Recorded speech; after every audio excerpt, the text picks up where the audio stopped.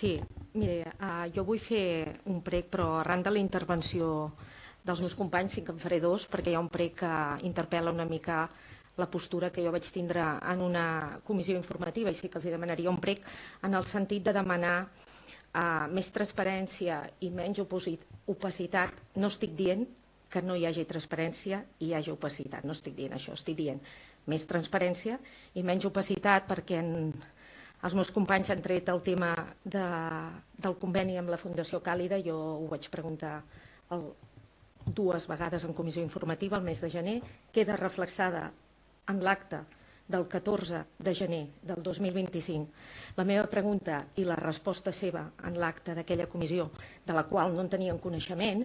Jo entenc que quan hi ha convenis que estan pendents de tancar ha d'haver-hi discreció i que hi ha d'haver-hi, i que fins que la cosa no queda lligada no hi ha la informació, però sí que els demano que moltes vegades fem preguntes a les comissions i no se'n respon a mitges.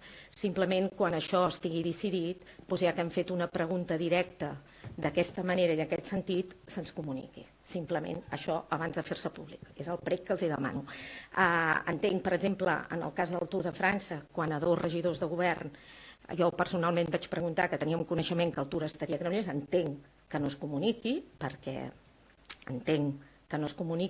s'ha de tancar, però en el cas d'una cosa que passa per comissió, com és això, sí que els agrairia que quan arriba el moment de fer-ho públic se'ns comuniqui de manera particular, ja que hem insistit tant en aquest tema, que és un tema molt positiu per la ciutat de Granollers. Aquest és el primer prec.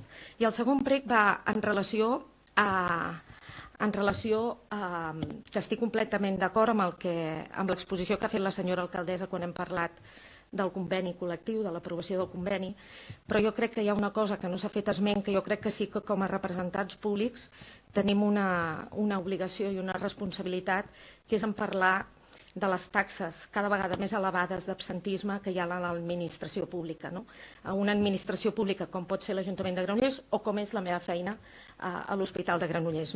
Sí que és veritat que hi ha un relleu generacional molt important del servei públic, amb uns valors a vegades diferents, amb un pensament de servei que és diferent a la que potser generacions més antigues una voluntat de servei tenien, però jo crec que sí que tenim una responsabilitat en tirar endavant algun estudi o algun sistema de com hem de lluitar contra l'absentisme laboral.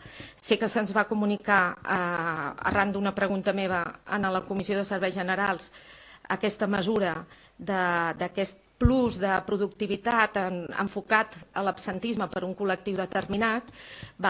No sé si... O sigui, amb això vaig estar parcialment d'acord, no?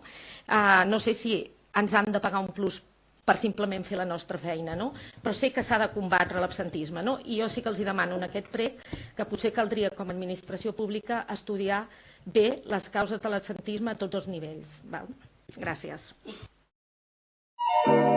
Granollers Primàries.